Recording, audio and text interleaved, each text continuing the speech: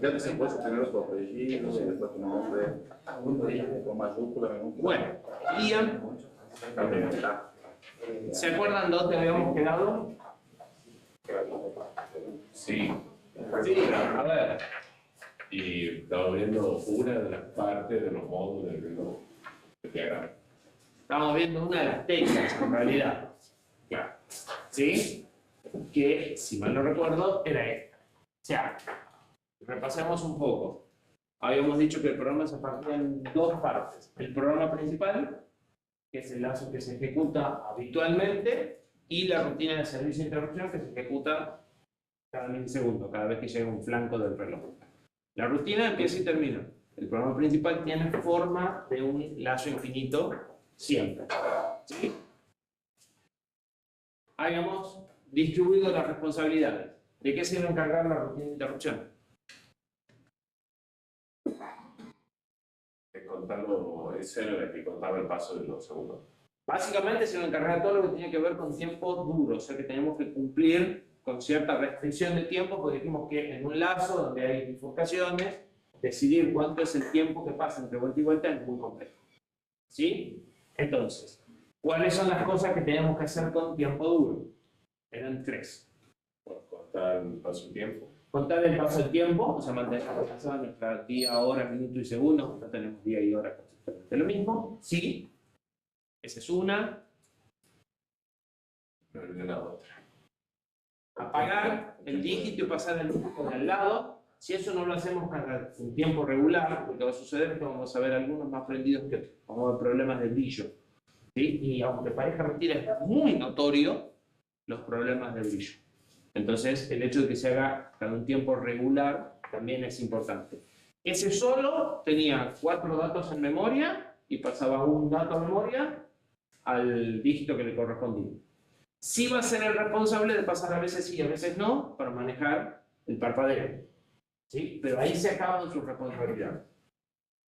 Y después habíamos dicho que había una serie de cosas que vamos a ir, que ya fuimos descubriendo que había que hacer cada vez que empezábamos nuevos segundos. O sea, cada vez que el contador de milisegundos llegaba a 1000, y entonces teníamos un nuevo segundo, porque hay cosas como el tiempo de 30 segundos de una tecla apretada, de 3 segundos de tecla apretada, 30 de no aprieto nada, y la comparación de la alarma en la hora programada, que se tiene que hacer una vez cada segundo. ¿Sí? Es más, la programación de la alarma, si la guardamos en horas y minutos, además de hacerlo una vez por segundo, vamos a tener que fijar que sea el segundo 00.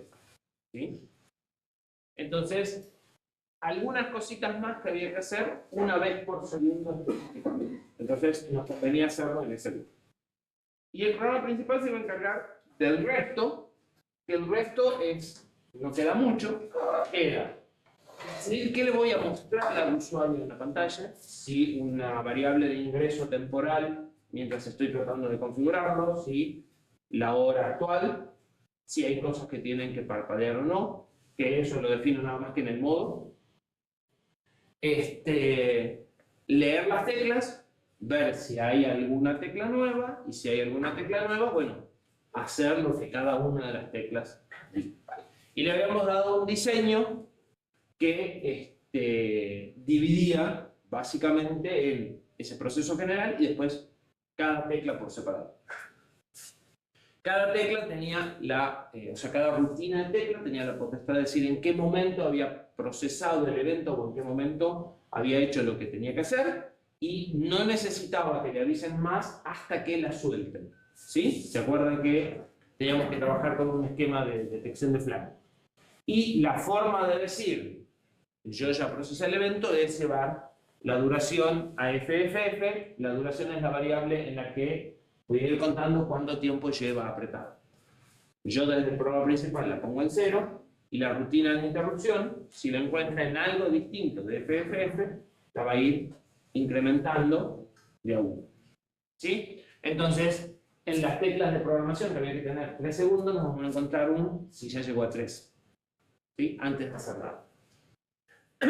La tecla aceptar es una de las más complejas, tenía varias cosas que hacer en función de que estuviese sonando la alarma, no estuviese sonando la alarma, hay que apuntar la cámara, ahora la apuntamos. Estuviese sonando la alarma o no, ¿sí? Y estuviese configurando la fecha, estuviese configurando algo o no. ¿Sí? Entonces tiene varios ifs. Lo primero que se pregunta es si está sonando la alarma, que esto es la bandera que me setea la rutina de interrupción. Si está sonando, la apago, pongo esa bandera 0, ya habíamos visto que en el refresco del lazo después eso se copiaba al parlante. Y le sumo 5 minutos a la hora próxima a sonar. Si no está sonando, me fijo si estoy mostrando la hora o el reloj sin configurar. O sea, si estoy viendo la hora. Y si es así, activo la alarma. Si no, me fijo si estoy configurando la hora, o sea, si están parpadeando la hora, o si está parpadeando la hora de la alarma. Si está parpadeando la hora y le doy a aceptar, empiezo por los minutos, con el aceptar paso a la hora, y estaría en este caso, con el aceptar tengo que fijar eso como hora actual. ¿Sí? Si estoy mostrando lo mismo, pero de la alarma, tengo que fijar la variable de ingreso, pero en la alarma en lugar de en la hora actual. Y si no estoy en ninguno de estos 4 de los 6 modos, porque este es no configurado y viendo la hora, esto es ajustando la hora actual, pero en la mitad de la hora, y esto es ajustando la alarma, en la mitad de la hora me quedan ajustando los minutos de la hora actual a los minutos de la alarma. En ese caso, si le sumo 1 al modo, paso de ajustar los minutos a ajustar la hora, o ajustar los minutos de la alarma a la hora de la alarma. ¿Se entiende? Y quedan cubiertos los 6 pasos. Y hasta ahí habíamos llegado.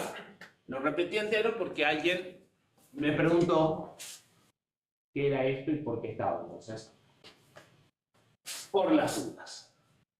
Vamos a botar la cámara para que lo que yo señalo en el pizarrón se vea. Más o menos se vea.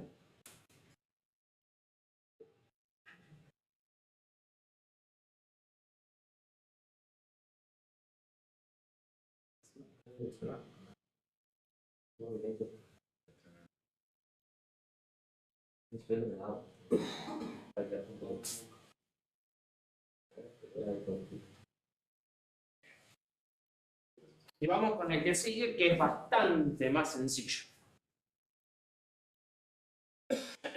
Lo primero que hace es fijar duración en FF, o sea, también son teclas instantáneas, todas las instantáneas van a empezar con eso. Y después se pregunta si está sonando la alarma, entonces la calla y programa la próxima hora de sonar igual a la hora en la que está configurada la alarma. O sea, la vuelvo a las 7. ¿Sí? Y como ya pasé de las 7, eso solo va a sonar el día siguiente. Si no, si estoy en cualquier cosa que no sea el modo normal o la hora parpadeando, o sea, si estoy ajustando horas, minutos de alarma o normal, simplemente me voy al modo normal. Porque cancelo. Dejo de estar y al estar en el modo normal, la de refresco se va a encargar de pintar la sección de refresco. Y si estoy viendo la hora, ya sea porque está ajustado o no está ajustado y está parpadeando, lo que hago es desactivar la alarma. ¿Sí? Profe, eso es, si está sonando o no está sonando la alarma, lo mismo la desactivo. No. Si está sonando, calla el parlante. Esta es la que decide si el parlante suena. Y esta es la que decide si cuando la hora es igual a la de la alarma, empieza a sonar. Claro. Si esta está en 0, cuando la fecha y hora actual coinciden con la de la alarma, no va a pasar nada. Si esta está en 1, cuando la fecha y hora actual coincida con la de la alarma, esta se va a poner en 1. Sí. Y esta es la que se copia en el parlante. O sea, esto es lo mismo que el parlante. Si esta está en 1, el parlante suena. O sea, active la variable de control del if, ese que hace la Es- comparación de la hora. Exactamente. F1 y F2 son las que les permiten configurar la hora o la alarma. Y son muy parecidas. Lo primero que voy a hacer es preguntar si estoy en modo normal. O sea, si estoy viendo la hora para hacer algún ajuste. Si no estoy viendo la hora, si ya estoy ajustando la alarma o los minutos, tengo que ignorar la pulsación de tecla. ¿Sí? O sea, ya estoy ajustando la hora. Y ahora aprieto como para ajustar los minutos. Podría decidir o me cambio o la ignoro.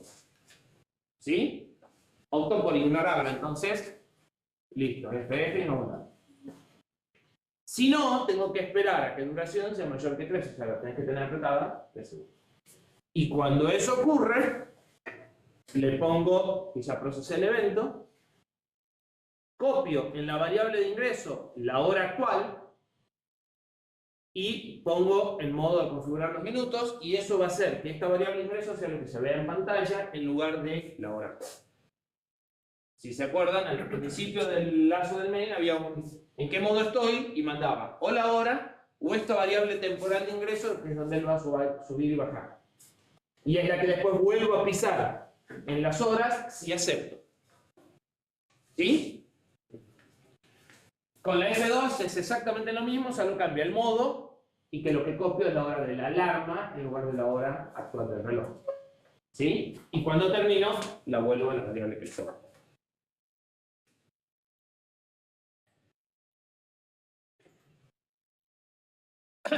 El F3 es menos complejo de lo que parece.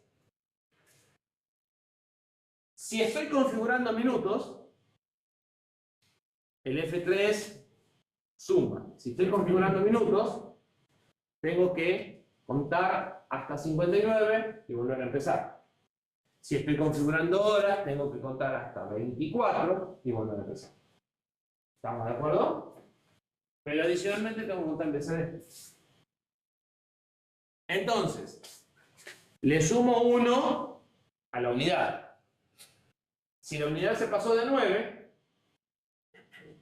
entonces la pongo en 0 y le sumo 1 al que viene.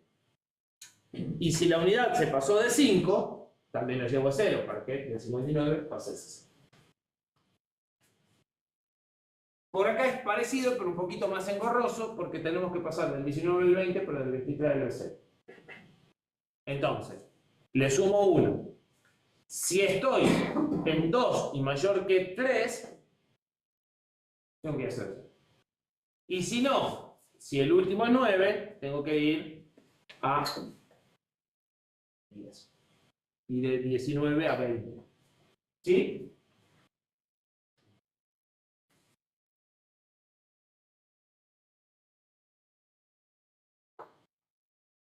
Le resta la misma historia o parecida. De nuevo, si estoy acá, tengo que decrementar y cuando llegue a 0 tengo que volver a 59.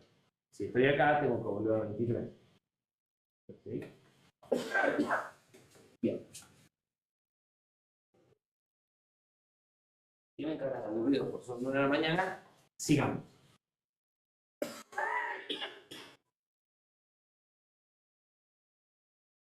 Bien. Rutina de interrupción.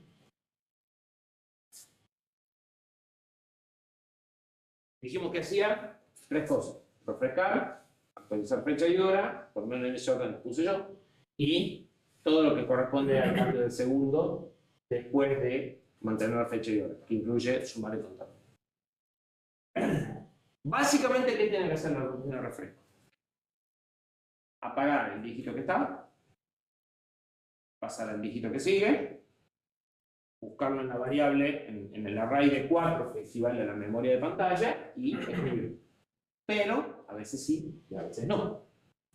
Porque habíamos dicho que para que algo parpadee íbamos a tener que hacer 50 pasos. Ya, si nosotros hacemos 1000 dividido 4, porque nosotros cada 1000 veces por segundo pasamos de un dígito al otro.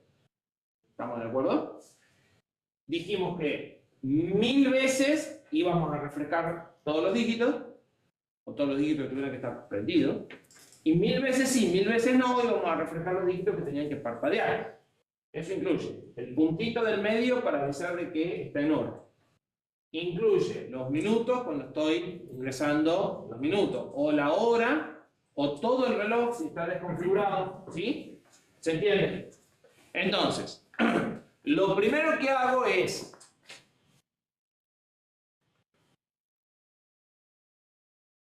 elegir el próximo dígito.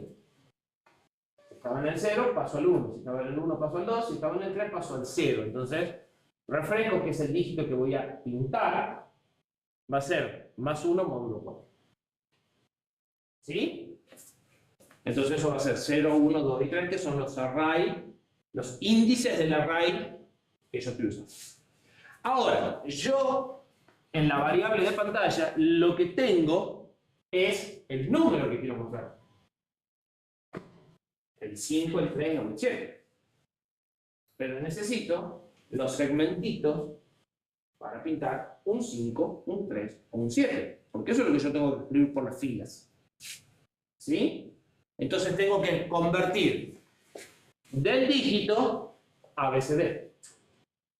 Y obtener los 8 segmentos, que no van a ser nunca más de 7, que corresponden al dígito que quiero mostrar. O sea, este es mi array. Del array elijo el dígito que corresponde. Y esta función va a convertir de BCD a los 7 segmentos que corresponda, teniendo en cuenta cómo conecté los segmentos, o sea, qué bit está en el segmento A, en el B, en el C o en el D. ¿Sí? Bien. Entonces, acá que tengo un patrón de unos y ceros que me dice qué segmentos tengo que prender de los que conforman al número. Según el dígito en el que esté,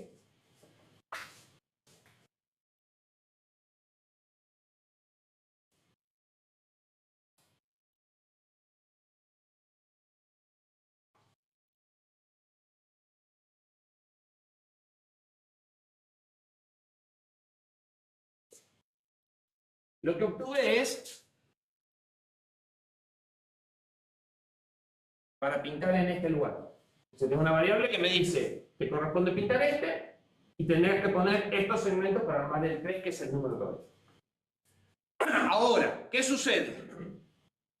¿Este 3 tiene que estar prendido siempre o parpadeando? No sé, depende. ¿En qué posición está y en qué modo está? Si está en el modo con la hora configurada, este 3 va a estar siempre prendido. Pero si estoy programando minutos, este 3 a veces sí, a veces no. Si el reloj no está configurado, a veces sí, a veces no. Entonces voy a tener que hacer una combinación de posición del dígito que estoy prendiendo y modo en el que estoy para saber si me toca o no. Entonces, lo primero que voy a preguntar es, ¿estoy en los primeros 500 o en los segundos 500? Del contador de 1000 veces que llegue. Y lo que voy a hacer es, en los primeros 500 voy a apagar cosas. Y en los segundos 500 voy a prender cosas. Porque yo, si estoy configurando los minutos, tengo que apagar los segmentos. Pero, si estoy en este dígito y estoy en los primeros, segundos 500, le tengo que prender el puntito, que no lo tengo. Entonces, no solo tengo que sacar, a veces tengo que poner cosas. ¿Sí? Entonces, en los primeros 500 voy a hacer algunas cosas y en los otros 500 voy a hacer otras. Lo primero que pregunto es, ¿estoy en los primeros 500 y la hora no está ajustada? Si la hora no está ajustada, todo el display tiene que prenderse medio segundo y todo tiene que apagarse medio segundo. Entonces no pregunto más nada. Durante la primera mitad apago todo. ¿Sí? Sin importar de qué dígito se trata. Entonces voy a hacer 500 con todo apagado, 500 aparentemente con todo prendido. Ya veremos qué pasa en los segundos 500. ¿Sí? ¿Hasta ahí me siguen? Sí. ¿Seguro? Sigo haciendo combinaciones. Estoy en el modo normal, lo único que tiene que parpadear es el puntito. Y tiene que parpadear el puntito de este. Entonces, estoy en el modo normal y estoy por pintar este dígito, si estoy por pintar este dígito, le agrego el puntito. ¿Cómo agrego el puntito? Haciendo un OR de una constante que tiene el puntito en 1 y todo el resto en 0, con los segmentos, y el resultado va a ser todo lo que estaba en 1 de esta, que era el 1, y el 1 del segmento se agrega. ¿Sí? Pensando que es un patrón de 8 bits el número, y no es un valor numérico. ¿Estoy ajustando los minutos? Bueno, el dígito corresponde a un minuto, es el 0 o el 1. 0, 1, 2 y 3.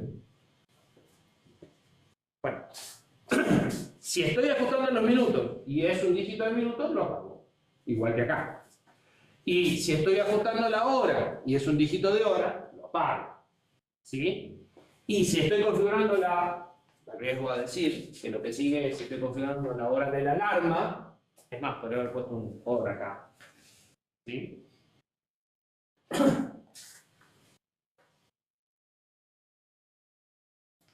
Sí, si estoy configurando los minutos de la alarma, si estoy configurando la hora de la alarma. ¿Sí? ¿Estamos de acuerdo hasta ahí? ¿Qué cosas faltan en la pantalla? ¿Parpadea reloj fuera de hora?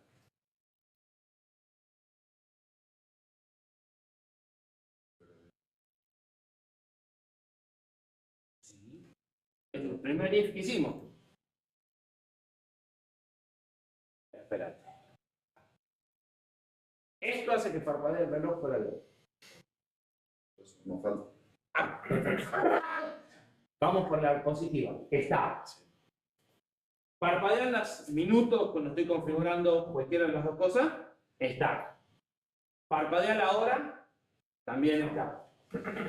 Parpadea el segmento, el puntito del medio.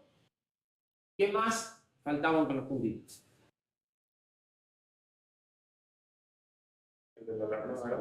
El que indique que está andando, ¿no?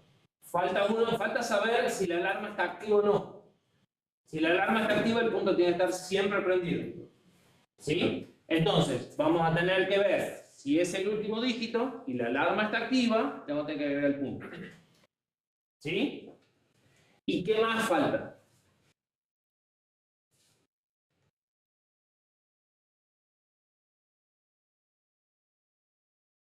Está ahí, pero lo pasamos muy rápido. Cuando estaba configurando la alarma, se tenían que prender todos los puntitos, o tenía que parpadear todos los puntitos junto con la hora para saber que lo que estoy configurando es la alarma y no el reloj. Si se fijan, acá apago todos los segmentos, pero prendo el puntito. Y acá apago todos los segmentos y prendo el puntito. Entonces los puntitos van a estar parpadeando siempre. O sea, los puntitos van a estar prendidos siempre. Cuando estoy configurando la alarma, y por eso no tenía un OR en este y este, porque esto es. ¿Sí? Entonces lo único que falta es la alarma. Y entonces, si no estoy configurando algo y la alarma está activa y estoy en el dígito que corresponde, le sumo el puntito. ¿Sí? Siempre. Porque está fuera del... Si es primero 500, segundo 500. Está siempre. Una vez que tengo en la variable segmentos lo que realmente quiero escribir, que era el número más los puntitos o el apagado, lo que queda es apagar el actual, ¿sí? Escribiendo un 0 en el común del display. Escribo un 0 en todos, entonces apago todos, no me importa cuál estaba prendido. Escribir los segmentos, pero como están todos con 0 no se va a prender ninguno. Y prender el común del dígito que corresponde. Si no lo hago en ese orden, ¿qué sucede? Porque esto lo van a tener que hacer en el laboratorio después. Lo van a tener que hacer acá, este pedacito. Este no, pero este sí. ¿Por qué apago? O sea, ¿por qué apago el común, cambio las filas y recién prendo la columna. ¿Por qué no cambio la fila y muevo la columna?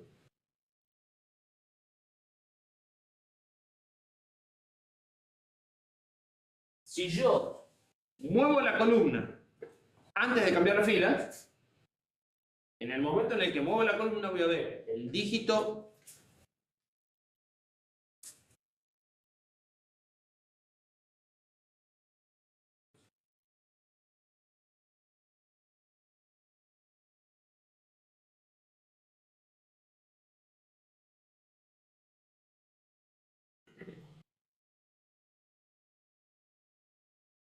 supongamos que yo tengo el 3 y el 2. El 2 es el que está prendido, el 3 es el que voy a prender. Este está en 1, este está en 0, este está en 0, este está en 0. Y acá están en 1, 0, 0, 0, 1, 0, lo que corresponde al 2, ¿no? Si yo pongo este en 0 y este en 1, el 2 se ve acá, hasta que cambie acá. Una fracción de tiempo. Perfecto. Tengo un fantasma. ¿Sí? Los que siguen prendidos no va a pasar nada, pero además voy a ver este tenuemente prendido. Porque el 2 se mueve para acá. Si hago al revés, si cambio esto primero y después esto, el 3 se pinta acá y después se mueve. Entonces, si quiero que se vea realmente bien, tengo que apagar todos, cambiar y prenderlo en el lugar en el que corresponde. ¿Sí? Lo ideal sería apagar este, cambiar y prender. Puedo apagar todo, que me da lo mismo, no hay problema. Cambiar y prender. Pero si no hago esa secuencia, arrastro parte de la imagen al costado. Si quieren probarlo, se nota. Se nota que el dígito está distinto que el de arriba. Bien. ¿Dudas del refresco? Parecería que ninguna.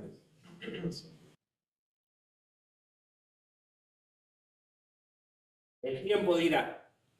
Pero no daría igual si apago el segmento y después intercambio las cosas. Sí, pero ahí agregás una operación. Si apagás el segmento, mover, o sea, la otra opción es apagar los segmentos, mover este y prender el segmento. Pero digamos, tenés que hacer el cambio con los dos, o sea, tenés que inevitablemente apagar los dos. El orden no importa, pero tenés que apagar los dos y prenderlos en el mismo orden en el que los apagás, para que se prendan en su lugar y no se dé ese efecto de fantasma.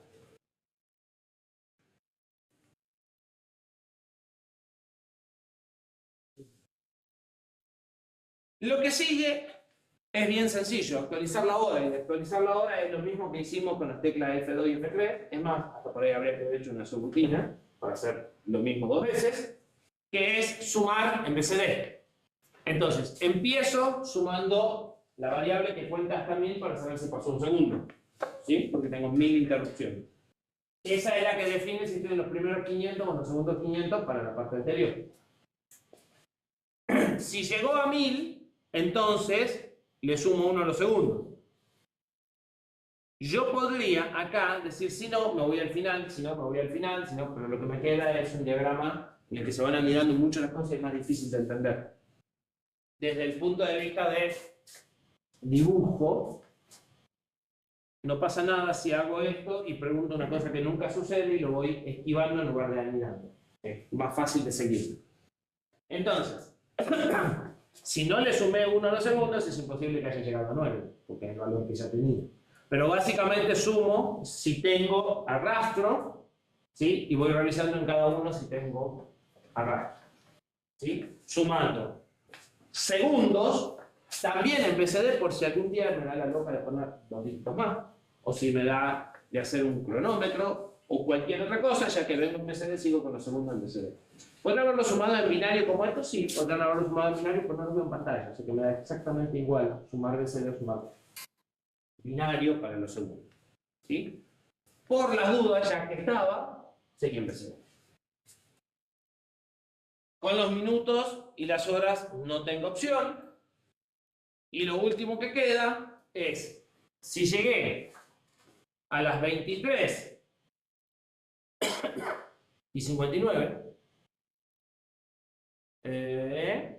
no, si llegué a las 23 tengo que ir a las 00, y después, o sea, parecido a lo que pasaba con la tecla, si no llegué a las 23, pero el último es 9, entonces sí tengo que arrastrarlo.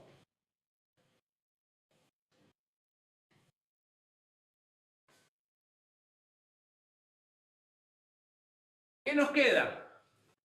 Muy poquito. Si el segundo es 0, había algunas cosas que teníamos que hacer. Entonces, si el divisor es 0, quiere decir que estoy en un nuevo segundo. O sea, acaba de empezar el segundo X. Entonces, si la alarma no está sonando, supongo que va a estar sonando. Total, hasta que yo no termine la rutina, esa variable no se va a mandar al parlante.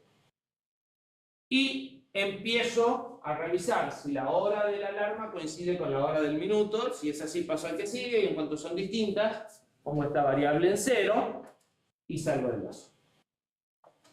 ¿Sí? O sea, es más fácil hacer el lazo arrancando en true y en cuanto encuentro una diferencia, cortar y si llegó al final es porque eran iguales que al revés. ¿Sí?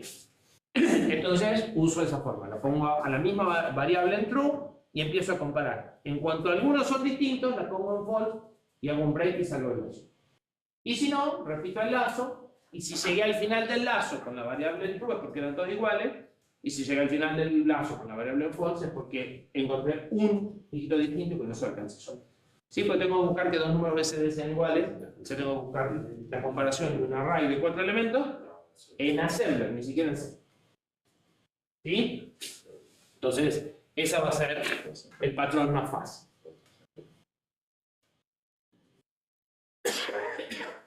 Y después, lo que me queda es, si duración no es FF, quiere decir que estoy midiendo cuánto tiempo lleva una tecla apretada, porque todavía no se procesó, le sumo 1. Y si la actividad es mayor que 0, quiere decir que se apretó una tecla hace X tiempo y estoy viendo que no llega a 30, entonces le resto 1, porque se acuerdan que cuando apretaba una tecla le ponía el valor de 30 y ese iba incrementando. ¿Sí? En uno uso resta y en el otro uso positivo, porque distintas teclas podrán necesitar distintos tiempos. Algunas 3, algunos 1, algunos 2. Entonces, al azar positivo, dejo que cada tecla fije con qué valor voy.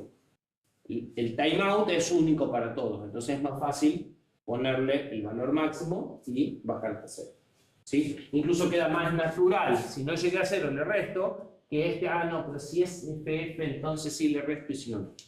¿Sí? Por eso digamos, están las dos filosofías, una para cada variable.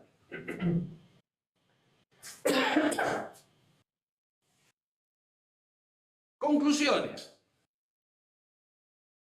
Si no están muy dormidos, deben haber aprendido unas cuantas cosas de algoritmo y de programación en la forma en la que está resuelto el programa. ¿Sí? O sea, más allá de que en algún momento lo vamos a hacer algunas partes de eso en Assembler, que es algo que no conocen, todo lo que vimos de programación hasta acá sí conocen en programación 1 y programación 2. ¿Sí? Pero como el problema es más real, más concreto, empiezan a aparecer detalles que en problemas más sencillos, que era lo que hacía falta para que aprendan programación, no aparecían. ¿Sí? Y esto va a suceder siempre. Ver cómo está resuelto otro problema es lo que le va a dar ideas que ustedes van a ir usando en sus resoluciones de problemas. Esa es la razón por la cual es obligatorio que estén en las presentaciones de sus compañeros. ¿Sí? No saben cuándo les puede servir lo que hizo el otro para un proyecto de ustedes. ya están en condiciones de elegir el tema y definir sus especificaciones. ¿De qué especificaciones hablamos? De las diapositivas que estaban antes de que yo encare toda la parte de diagramas. ¿Sí? ¿Qué es lo que quiero que haga? Nada más que eso. Y cuando terminen la asignatura, van a estar en condiciones de hacer el desarrollo hasta este nivel e incluso más. ¿Sí? Porque yo ahora no programé eso. Pero ustedes sí van a estar en condiciones de programarlo. ¿Por qué no lo hacemos? Porque es mucho tiempo. ¿Sí? Ya, diseñar eso lleva tiempo, programarlo y sacarlo andando lleva muchísimo tiempo. Entonces, ya saben programar y programar no es el principal objetivo ni de la asignatura ni de la carrera. ¿Sí? ¿Dudas?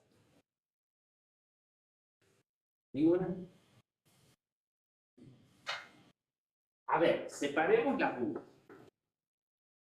¿Ustedes podrían hacer esto? Sí. Con tiempo y un poco de ganas y algunas correcciones, es decir, fíjate que se te pasó esto, qué pasa cuando se hace esto, o sea, con alguien que te haga preguntas molestas, lo podrán hacer perfectamente a nivel diagrama de flujo, o sea, como está planteado acá.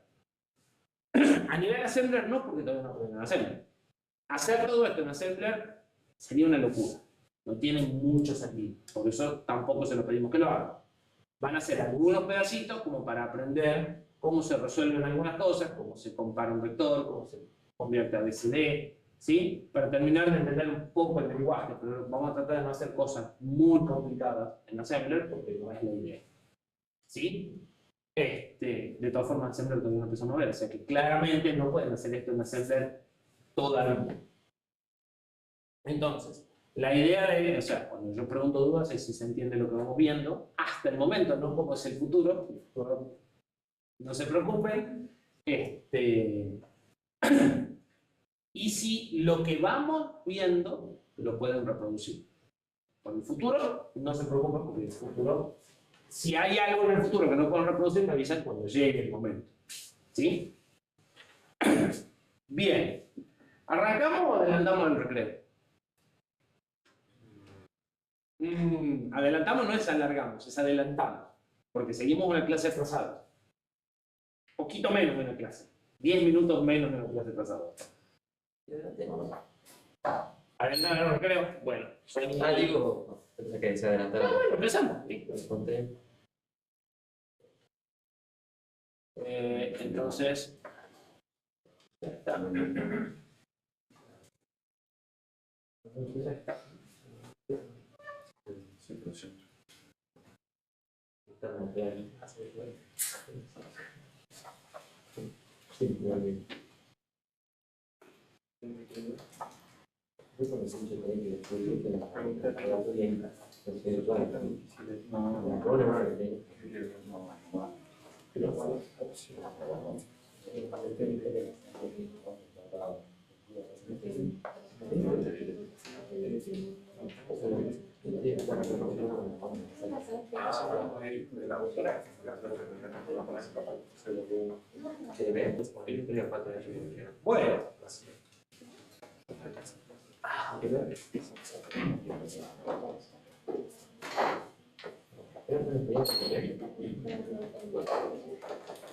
Decía, esto tendría que haber ocurrido el viernes, no hoy, pero no pasa nada.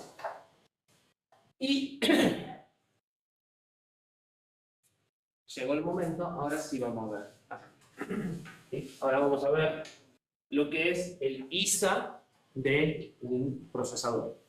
Y vamos a empezar explicando qué procesador vamos a ver, por qué lo elegimos, quizá incluso por qué lo vamos a cambiar el año que viene, aunque no están las diapositivas, y después vamos a empezar a describir las partes técnicas del procesador. Primero vamos a hacer un pequeño mapa de los procesadores que están dando vuelta hoy en día. Ustedes van a necesitar de aquí en más estos 3 manuales. Los tienen que tener a la mano. Y como cada uno tiene unas 1100, 1500 páginas, no lo van a imprimir. Claro. Razón por la cual, pónganlo en la tablet, en el teléfono, en lo que vayan a usar, ¿sí? Para algunas evaluaciones nos van a hacer falta algunas cosas muy puntuales. Les avisamos si quieren entrar a la empresa, no van a andar cargando con la máquina. ¿Sí? No van a usar los 1500. Pero lo tienen que tener para ir viéndolo. Después, yo les diré qué tablas les hace falta si quieren no traer la notebook para rendir. ¿Sí? Porque tampoco justifica mover la notebook por lo que van a usar del manual. ¿Sí? Del manual van a necesitar sacarse dudas cuando estén haciendo andar cosas. Si lo pueden consultar en internet o si lo tienen en el teléfono, está bueno, pero bueno, no sé si cargar una notebook justifica por el uso que le van a dar. Pero sí lo tienen que tener disponibles.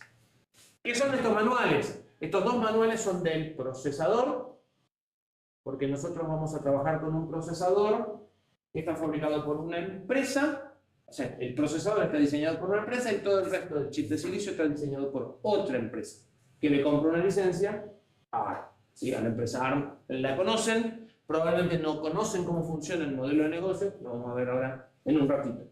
¿Sí? Cómo funciona. Pero estos dos manuales son de ARM, o sea, del procesador. Mientras estemos trabajando con Assembler nos vamos a manejar con estos dos.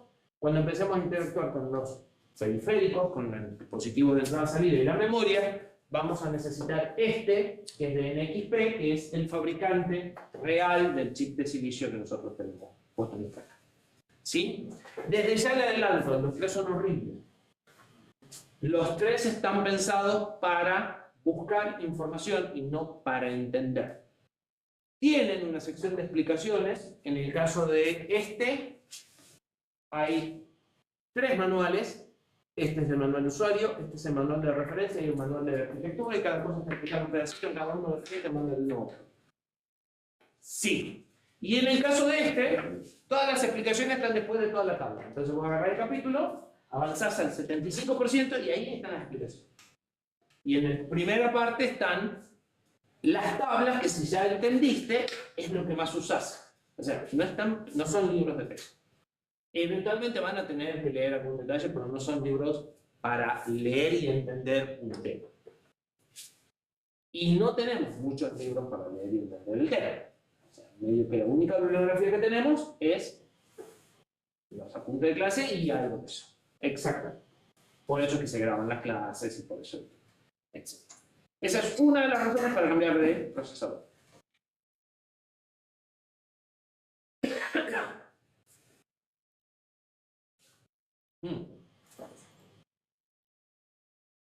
Bien, ¿qué es lo que vamos a ver en este tema de la asignatura?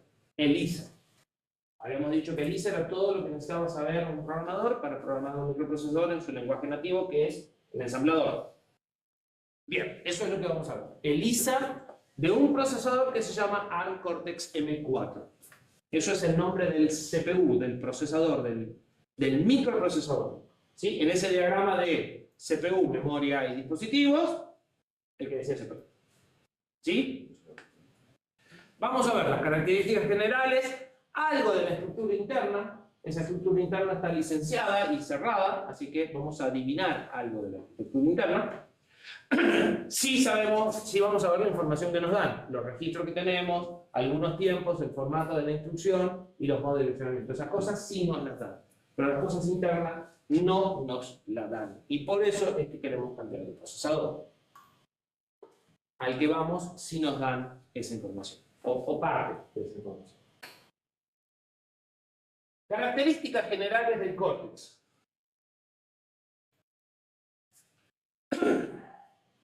Lo que vamos a ver es común a cualquier dispositivo que tenga un procesador M4.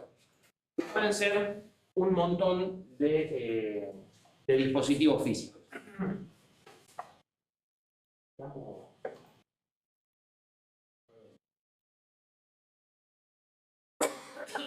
ARM es una empresa que nace de este rediseño que yo les dije que ocurrió hace como 20 y tantos años, de pasar de procesadores de instrucciones complejas a procesadores de instrucciones simples, ¿sí?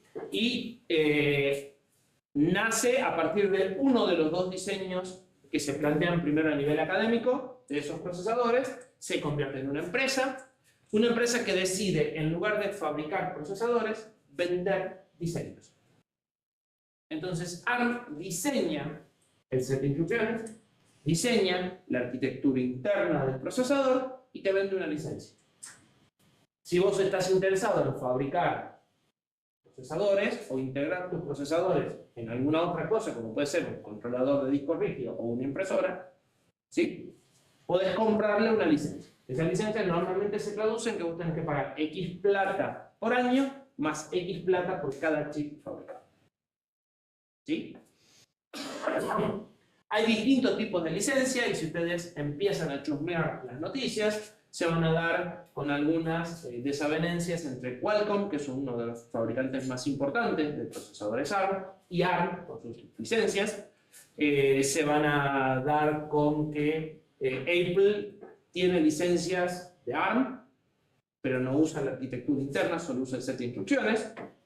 Y que si ustedes quieren hacer un procesador que ejecute el set de instrucciones, obligatoriamente tienen que comprar una licencia porque lo que nosotros vamos a ver está protegido por las leyes de propiedad intelectual. Entonces, no se puede utilizar si no tienen una licencia. Nosotros lo podemos usar acá con fines educativos, pero yo no puedo fabricar un procesador que haga esto y venderlo. ¿Sí? Ese es el motivo por el cual en arquitectura, donde vemos cómo se fabrican por dentro los procesadores, nos fuimos hace un tiempo a RISC-V, donde esto mismo, pero de RISC-V, sí es abierto. Lo puede usar cualquiera para fabricar lo que quiera. La parte interna estará protegida por propiedad intelectual de que lo haya hecho, ¿sí? Pero la parte externa no. En las dos están protegidas por propiedad intelectual. Entonces, de la parte interna de RISC-V hay ejemplos sencillos, educativos, completos, funcionales. De ARM no hay nada interno, ni siquiera sencillo funcional, ni siquiera sencillo educativo funcional. Está protegido y no perdón. ¿Sí? Entonces, la idea es unificar las dos asignaturas en el otro que sí tenemos la parte interna. ARM fabrica distintos tipos de procesadores y tiene distintas gamas de procesadores. ¿Sí? De hecho, deben de haber escuchado hablar de la 7 y de la 9, incluso son viejos. Vamos por el A15 o el A16, creo, cosas así, y el M1 o M2 o M3. Nuestro procesador es un procesador de 32 bits, esos que hablábamos recién son de 64. ¿Sí? Los procesadores A de Apple o los de cualquiera de los A, porque también se llaman A, los procesadores de gama alta de ARM, que son los que tienen, creo que un A53, un A55, que son las arquitecturas de los celulares que tienen un Android, también son de 64 bits. ¿Sí? El que nosotros vamos a trabajar no, es de 32. Tiene espacio de direcciones de 4 GB y la propuesta es que ARM les da el CPU y ustedes les ponen la memoria de los periféricos que quieran. ARM les da el CPU y algún detallito más, lo justo para que si ustedes quieren usar un sistema operativo, el sistema operativo no dependa del fabricante. ¿Sí? Entonces, el mismo sistema operativo va a correr en cualquier núcleo ARM, sin importar lo que le haya integrado al fabricante. Nuestro fabricante es NXP y el procesador que nosotros vamos a usar, o el microcontrolador que nosotros vamos a usar, que integra un procesador ARM Cortex M4 más memoria y un montón de periféricos, se llama LPC 4337. Y en realidad no tiene un procesador, tiene dos procesadores. Un M4 y un M0, que es una versión más chiquita, por si lo que quieren es un procesador más barato y que consuma menos potencia. ¿Sí? Tienen los dos. Nosotros vamos a usar solo el M4. El M4 ejecuta un set de instrucciones que no es el set de instrucciones original de ARM. O sea, ARM tiene dos ISA diferentes. O puede codificar las instrucciones de dos formas totalmente diferentes. Una es la que hicieron en su momento cuando arrancaron, que como siempre fue de 32 bits, este procesador nació de 32 bits, las instrucciones son 32 bits. Y el otro es una variante que crearon cuando intentaron crear procesadores más pequeños que los procesadores que venían desarrollando. O sea, han nacido desarrollando procesadores de una cierta capacidad de procesamiento. En determinado momento se dio cuenta que podía ser negocio, podía ser interesante construir procesadores más chiquititos. Y para esos procesadores más chiquititos, tener instrucciones de 32 bits les parecía mucho mejor. Entonces creó otra versión de instrucciones de 16 bits. Ese set de instrucciones es el que vamos a usar nosotros. ¿Sí? Y se llama THUMB2. De hecho, ese set de instrucciones es el único que podemos usar nosotros. Porque como el procesador está dentro de los de gama baja, solo ejecuta instrucciones de 16 bits. Solo ejecuta la versión modificada de la serie. ¿Sí? En los más grandes ustedes pueden elegir cuál de los dos quieren. Hacemos una pausa acá y seguimos.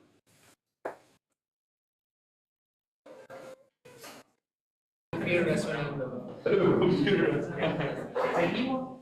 Sí. Cuidado con lo que dicen porque ahora no solo me escuchan yo, lo escucha cualquiera. Que nadie vea la clase de diseño lógico.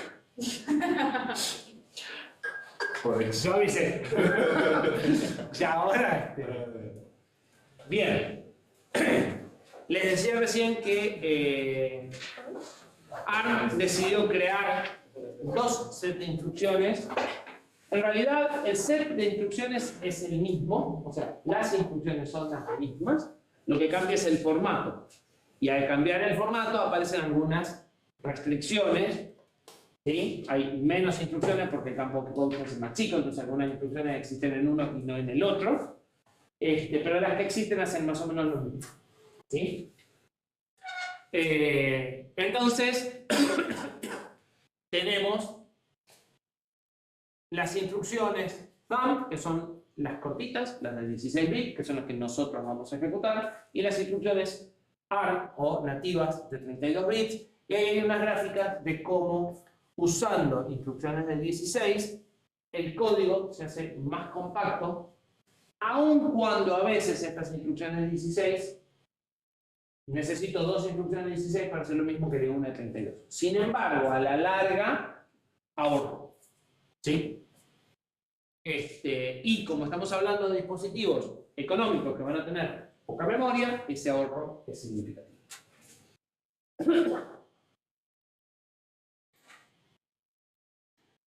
Bien. Notación. Si ustedes quieren referirse a un número hexadecimal, se utiliza el 0x adelante, ¿sí? Igual que en C. Algunas de las diapositivas que teníamos en la parte anterior tenían una H adelante, que quiere decir hexa. De acá en más va a ser siempre 0x20.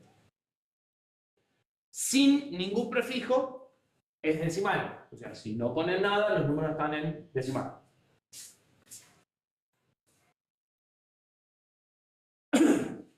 Y como vamos a tener que en algunos casos hablar de que está guardado en cada byte o cosas por el estilo, los dos puntos indican concatenación. Entonces, esto concatenado con esto es el número de 16 bits. ¿Sí?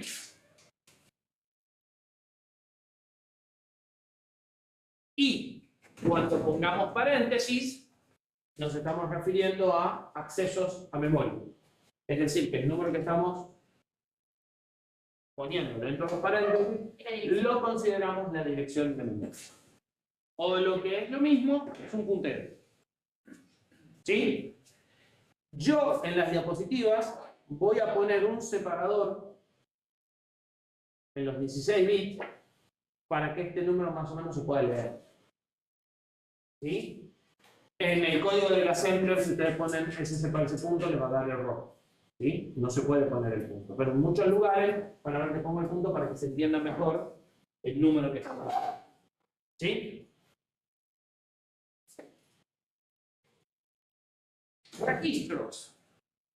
Bueno, nuestra máquina es más pobre que la máquina que habíamos visto, el SRC1, que hicimos en teoría, que ustedes tienen que estar haciendo ahora.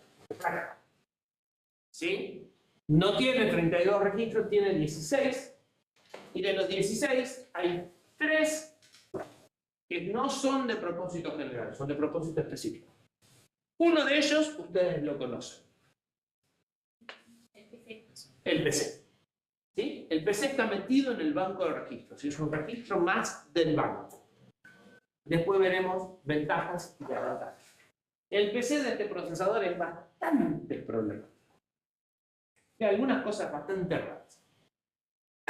Entonces, como estos 3 son de registro de propósito general, a ustedes les quedan para usar nada más que estos 13, de los cuales en realidad hay uno más que suele ser reuso reserva. ¿Sí? Ya lo vamos a ver más adelante.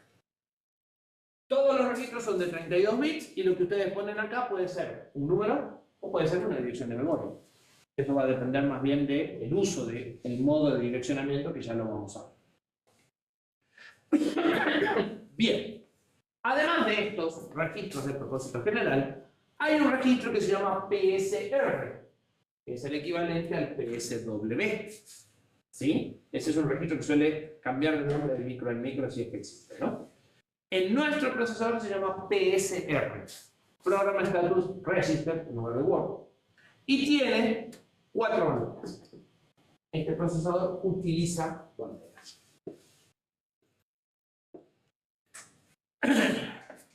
El espacio de memoria que puede gestionar el procesador es de 4 GB, 2 a la 32. No sé si algún Cortex M4 tendrá 4 GB de memoria realmente conectada. Nuestro procesador está bastante lejos de los 4 GB. ¿Sí? Digamos que tiene un par de megas. Y tiene mucho. ¿Sí? Hay procesadores no M4 sino el M0, que es el hermano chiquitito, que tienen K de memoria. ¿Sí? Nunca se usa todo el espacio, o casi nunca. Parte de ese espacio de memoria se usa para los dispositivos de entrada-salida. Habíamos dicho que no sabemos muy bien todavía cómo, pero hay ciertas direcciones que yo escribo y eso impacta en lo que vimos hasta acá, patitas de entrada o de salida. Hay más cosas. Hay el sistema este para decirle que interrumpa cada X tiempo, va a estar también acá. ¿Sí? En alguna dirección le diré cuál es el valor cada cual quiero que interrumpa, y en otra tendré unas máscaras con bit para decirle si quiero que interrumpa o no. ¿Sí? Todo eso lo vamos a ir viendo más adelante. Tengo memoria de solo lectura, que en este caso es una memoria flash, o sea, se puede borrar y reprogramar, pero no la puede borrar y reprogramar el mismo procesador, ¿sí? Porque necesita un proceso diferente de escritura que la RAM, que sí la leo y la escribo igual. Esta, para escribirla, es toda una historia. En realidad lo puede hacer el procesador, pero lo tiene que hacer con un programa especial en circunstancias especiales. ¿Sí? Entonces el procesador puede reprogramar su memoria flash, pero no es como una RAM donde yo voy y pongo el dato y ya. Es bastante más complejo escribir la flash en un procesador. Ustedes saben más o menos cómo funciona la flash, saben que no escribí algo rápido, y escribí. Y normalmente es parte de cómo se usa. Necesitamos entonces un mapa de memoria, algo que me diga que está en cada lado. Esto es la primer parte del mapa de memoria. Entonces, a partir de la dirección 1.000.000, por decir de alguna forma este número, vamos a encontrar memoria RAM. Y vamos a encontrar 32K de memoria RAM. Después, a partir de esta otra dirección, vamos a encontrar 40K más de memoria RAM, que en realidad están separadas en 32 y 8. Esos 8 pueden tener un tratamiento especial. Para nosotros va a ser lo mismo.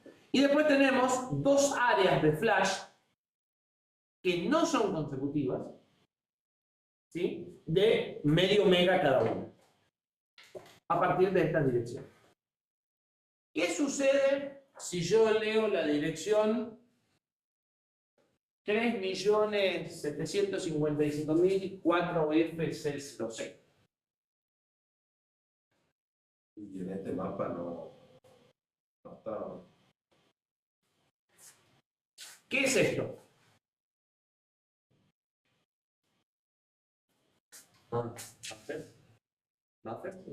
Memoria no implementada, no hay nada. En estos rangos de direcciones no hay nada conectado. Y no lo puedo usar tampoco. Sí, pero si vos escribís algo, ¿a dónde iría para? Lo mandás por el bus y le decís a nadie escribirlo, porque nadie te va a estar escuchando. Entonces efectivamente no lo puedo usar. Correcto. ¿Sí? Entonces, eso es la memoria que existe. Todo lo que no está ahí, no existe, literalmente. ¿Y por qué no se usa todo lo memoria? Porque si usas, o sea, primero, este tiene 4 GB, usar toda la memoria hay que construir 4 GB de flip-flops ahí adentro. ¿Sí? Cuesta plata. ¿O por qué le ponen cosas que no va a usar? Porque no es caro poner algunas compuertas o algunas cosas en el MAR, en el MDR, un par de cositas más, ¿sí? Para que vos puedas tener la capacidad del procesador más grande que tengas llegar a los 4. Porque más allá de los 4 no vas a pasar nunca. Entonces, por ahí, hoy hay algún procesador que tiene 4 integrados, que va a ser el tope de gama, ¿sí? ¿Se entiende? Entonces, ¿qué haces? Sobredimensionás lo que no te cuesta. Hacer direcciones de 32, cuando todos tus registros son de 32, es fantástico. ¿Qué sentido tendría hacer registros de 26? Te ahorraste 4 bits en el MAC. No es plata.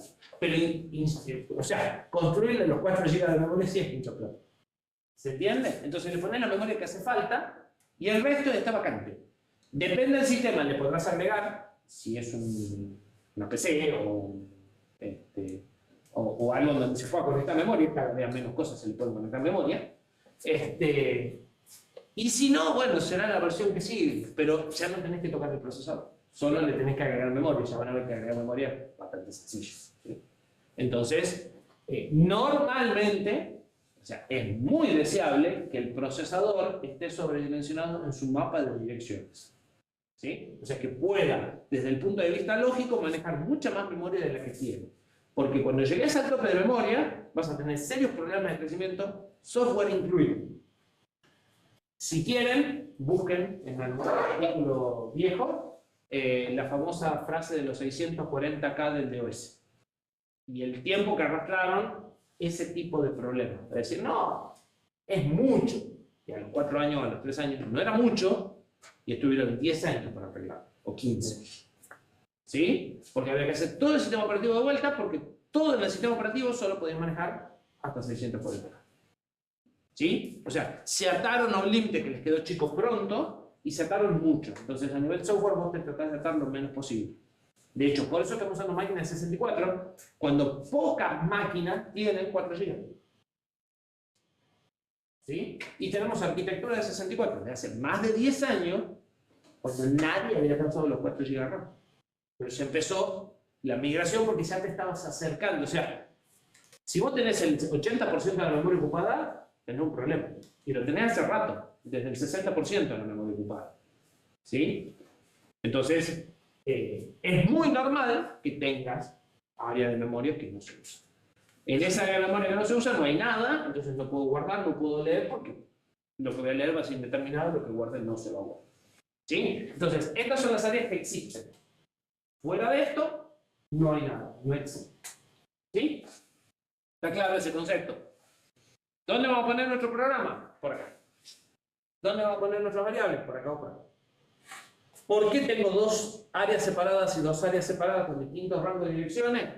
Lo vamos a discutir mucho más adelante. Por un tema de performance. Y por un tema de que hay 2 procesadores. Y no pueden los 2 leer la misma memoria al mismo tiempo. Entonces así se lo pueden repartir si hace falta.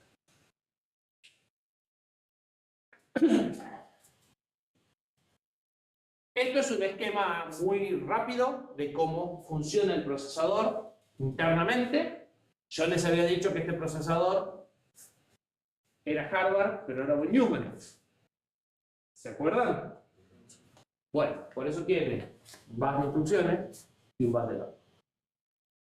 Las instrucciones solo se pueden levantar de la flash, porque el programa solo puede ejecutarse de la flash. Casi.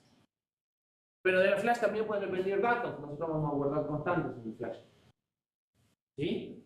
Entonces, tengo el bus de instrucciones, el bus de datos y otro bus más de datos que va a las memorias. Y este procesador puede llegar a manipular 3 datos contra memoria simultáneamente. ¿Sí? Por eso también están las instrucciones, las memorias partidas, para poder aprovechar mejor eso. Obviamente por razones de performance, ¿sí? Porque este procesador tiene un pipe adentro. Entonces puede estar buscando una instrucción y buscando un dato al mismo tiempo, cosa que ustedes, en la arquitectura sencilla que estamos haciendo, no pueden. A cambio de tener 3 MAC, 3 LDR y toda una historia bastante compleja, de la cual no tenemos información. O sea, eso es lo más que sabemos del interior del procesador. ¿Sí? Bien.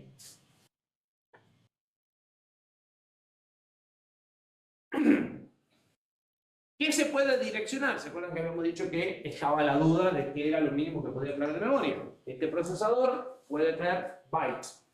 ¿Sí? Tiene direccionamiento a bytes. Y puede traer medias palabras y palabras en una sola operación. Siempre que estén alineadas. No soporta ni instrucciones ni accesos a datos no alineados. ¿Sí?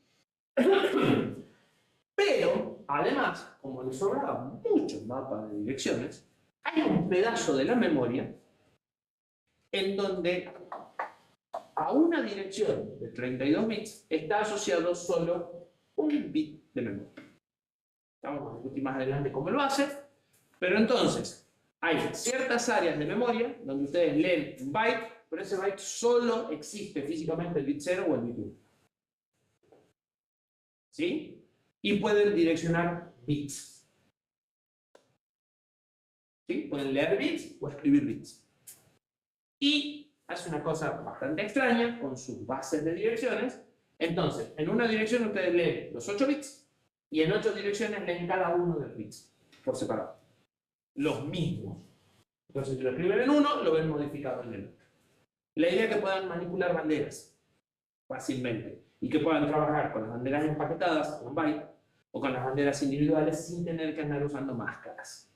Sin tener que andar usando AND o OR para poner en una el bit que les interesa. ¿Sí? Son operaciones que se usan mucho, las lógicas, y se ahorran tiempo con con una muy pequeña inversión en un pedacito del manejo de las direcciones, de la lógica del manejo de las direcciones, logran que ustedes hagan en una instrucción lo que darían en 3. ¿Sí? Entonces, hay una trampa para poder direccionar bits. ¿Sí? Pero lo vemos como si fueran. Dijimos que esta máquina utiliza banderas, ¿sí? O códigos de condición. En el PSR, que es el registro de estado, hay más información que esto, pero una de la información que vamos a usar muy habitualmente son las banderas. Tenemos 4 banderas, N, Z, B y C. Empecemos por la C. La C indica que hubo un acarreo. Quiero creer que a esta altura del partido están muy duchos, aunque es un acarreo. ¿Seguro, no? Bien. Ese acarreo que ustedes conocen desde el diseño lógico y que es lo que se utiliza para, si ustedes quieren, poner un segundo sumador, es el me llevo 1 en la suma, que también se da con el pido prestado 1 en la resta, si están trabajando con números con complemento 2, ¿sí? Es el bit de carry o de borrow. Y si están en la resta, el pido 1 se llama borrow. Pero es lo mismo, es el mismo bit. Y es el C. Indica que hubo un acarreo en la última instrucción que lo modifique. No todas las instrucciones modifican las banderas en esta máquina. Es más, ustedes van a poder elegir si quieren que una instrucción modifique o no las banderas. ¿Sí? El uso básico o el uso principal del acarreo es poder hacer operaciones de doble precisión. Es decir, si yo estoy en una máquina de 32, sumar un número de 64. Pero que tiene que ser en 2 mitades. Entonces,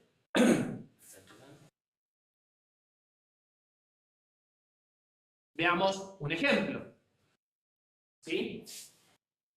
Si yo quiero sumar múltiple precisión, estoy en una máquina de 8 y quiero sumar número de 32, estoy en una máquina de 32 y quiero sumar número de 256, no importa, yo voy a poder sumar la cantidad de dígitos que me dé el ancho de la máquina y voy a tener que hacer la suma del resto llevando el acarreo de sección en sección. Lo mismo que hacían cuando ponían dos sumadores de un bit y acarreaban a la otra. ¿Sí? En nuestro caso, lo más razonable que hagamos es una suma de 64 en una máquina de 32. ¿Sí? Entonces, si queremos sumar estos dos números de 64, a nivel de algoritmo, lo que vamos a hacer es sumar estos dos sin acarreo. Estos dos me van a dar un resultado y el bit de carry. Depende de lo que yo esté haciendo, podrá decir, tuve un desbordamiento, porque estos números son sin signo y no me entra, necesitaría un bit más.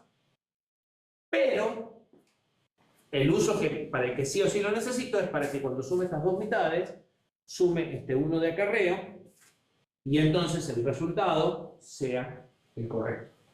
¿Sí? Entonces yo puedo ver si ese 1 está en 1 para saber que la suma necesitaría un bit más y que no entra. Pero en realidad el uso más interesante es usarlo para sumar las dos mitades más el bit de acarreo. ¿Sí? ¿Estamos de acuerdo? Si están trabajando con números sin signo, con signo, la matemática es lo mismo. Lo que cambia es la interpretación del valor este y del valor este. Y esto es el voto. Que no es sinónimo del overflow. El número con signo puedo tener acarreo sin tener overflow. ¿Sí? Bien.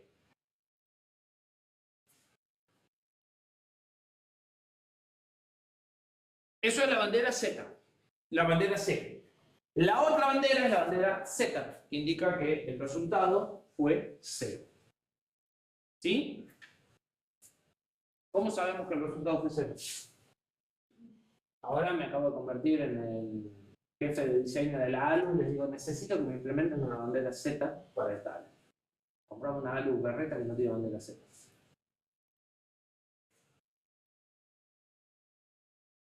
Pero ¿por qué te hace falta en primer lugar eso?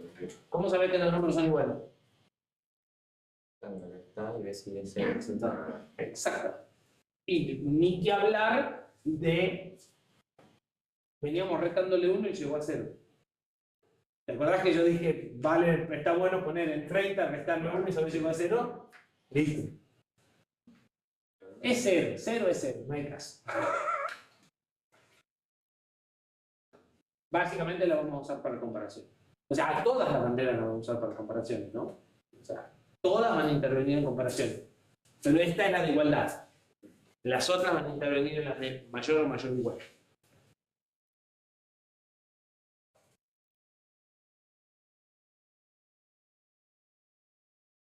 Fácil. Número 0 sí, solo sí.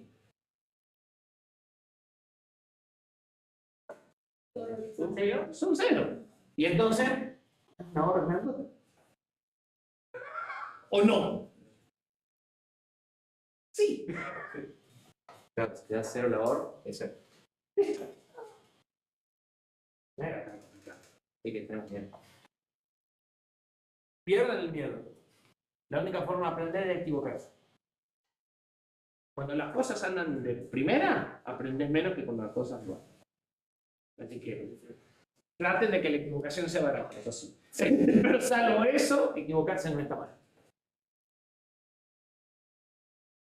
Z, C, N. Me indica que el número es negativo, porque el último resultado que pasó por la ALU fue negativo. Si estamos en complemento 2, tiene que ser el bit más significativo 1. Y si no estamos en complemento 2,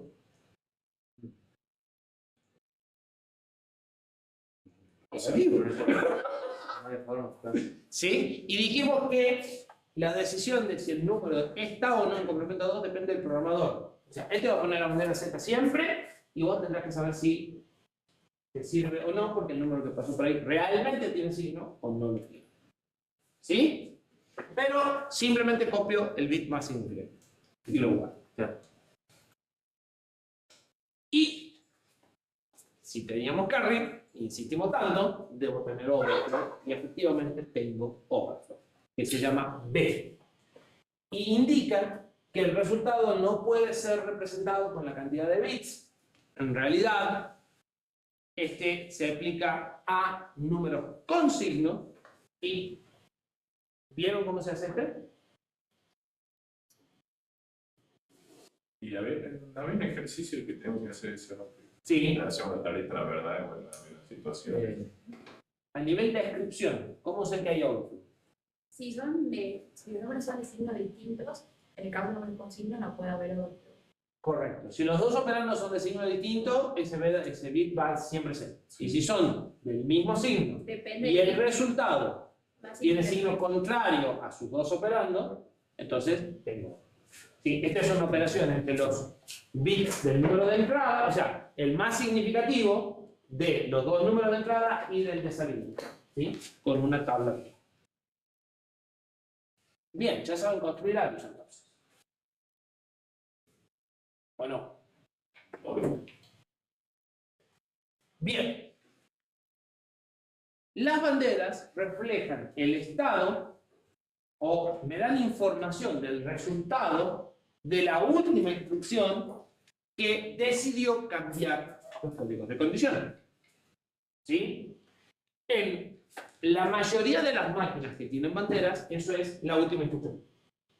En esta máquina nosotros vamos a poder elegir en cada instrucción si queremos que guarde o no las banderas.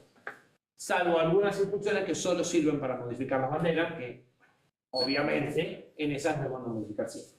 Pero en instrucciones como una suma, que afectarían al cero o no, al acarreo o no, nosotros vamos a decidir si queremos que use la bandera o que no la use. Que es algo novedoso de esta máquina. Entonces, si entre las dos sumas que yo tenía antes pongo una instrucción, pero digo que no use la bandera, me viene muy bien porque no me cambia la bandera. Si yo tuviese que hacer una suma en medio, que de hecho sucede, y me cambiaría la bandera, tendría que primero guardar la bandera para después recuperarla. Entonces, está bueno esto de decirle a estas instrucciones, no quiero que toquen la bandera. Para decirle que una instrucción altere la bandera, le tenemos que agregar una S al nombre de la instrucción. Entonces, add no usa banderas. Add S sí toca. ¿Se entiende? ¿Sí? Entonces, todas las instrucciones van a tener una variante, o la mayoría de las instrucciones van a tener una variante S, las aritméticas, las que te operan sobre el ALU, para decidir usa bandera, o sea, usa y guarda banderas o no usa. ¿Sí? ¿Profe, qué significa PCR? PCR es Program Status Register, el registro de estado del programa.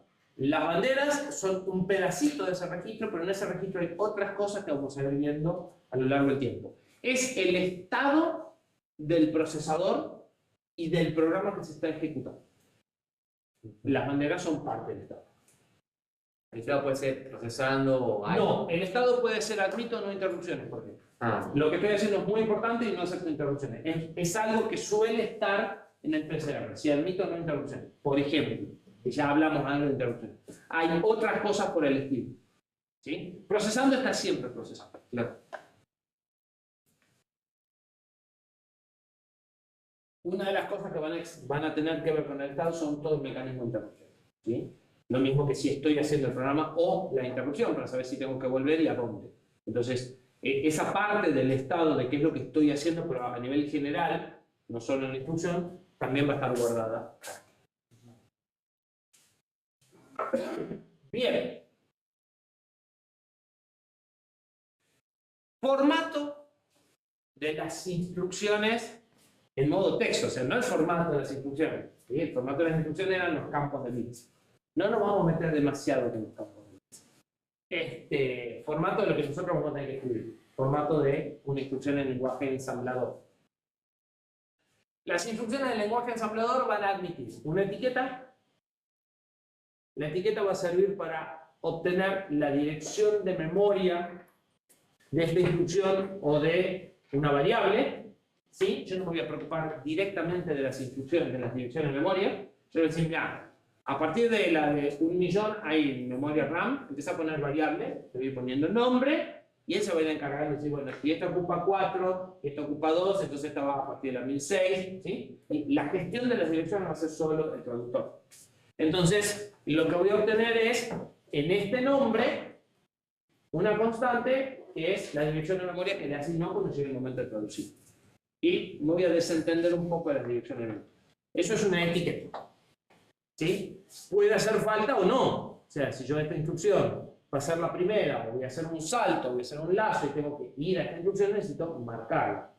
Si es una instrucción que siempre va a ser secuencial, no marco nada. ¿Sí? Entonces, la etiqueta puede existir o no. Después va a venir el mnemónico, que es el nombre asignado a cada una de las instrucciones. Y después van a venir los operandos. Y los operandos dependerán del mnemónico que tengan. Y finalmente, con doble barra, comentar.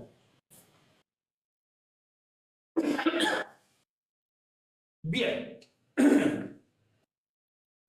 Esta máquina, como está, o sea, es un procesador RISC de 32 bits, de 3 operandos, o sea, en su set de instrucciones original, que nosotros no podemos usar, es parecido a lo que nosotros vimos, donde tenés 3 registros, puede usar cualquiera con cualquiera, pero en el de 16, como había que encoger la instrucción, no podemos elegir cualquiera con cualquiera.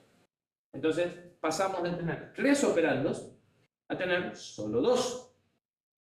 Entonces, ¿cómo funcionan las instrucciones como add que necesitan 3 operandos?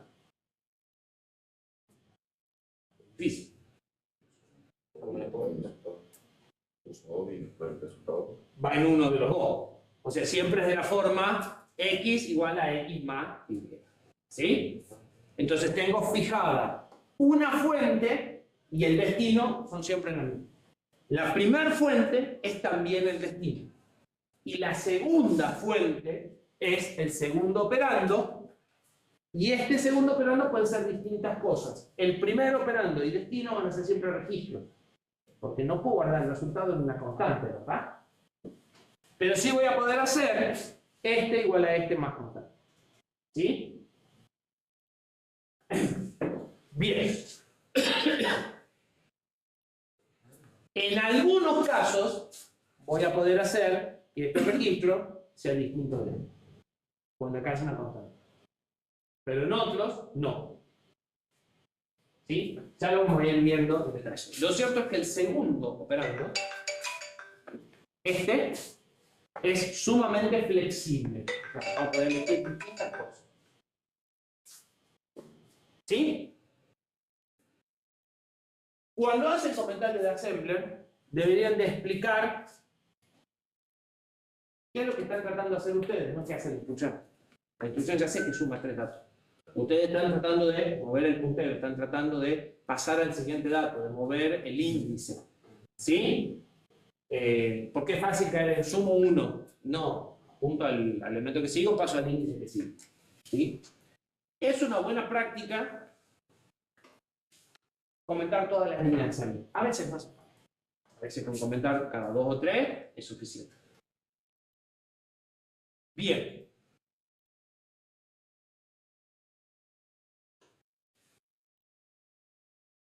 Decíamos que el segundo operando es flexible. La misma instrucción podrá tener distintas formas de segundo operando.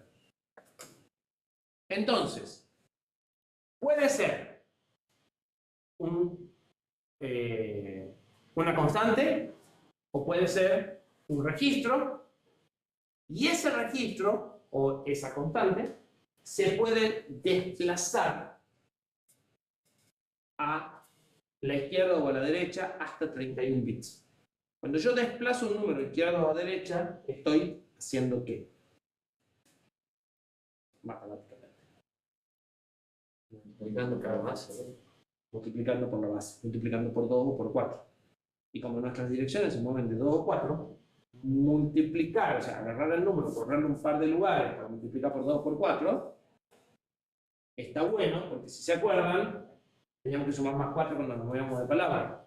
Entonces, muchas veces voy a necesitar hacer que el 1 sea por 4, o sea por 2, de acuerdo a los tamaños de datos, lo vamos a ver más en detalle, pero se van dando una idea de a dónde apunta.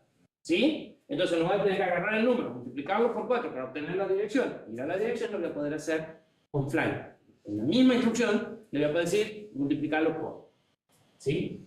Y como las constantes van a ser chiquititas, también me va a dar la opción de poder usar algunas constantes grandes con la condición de que tengan ceros a la derecha.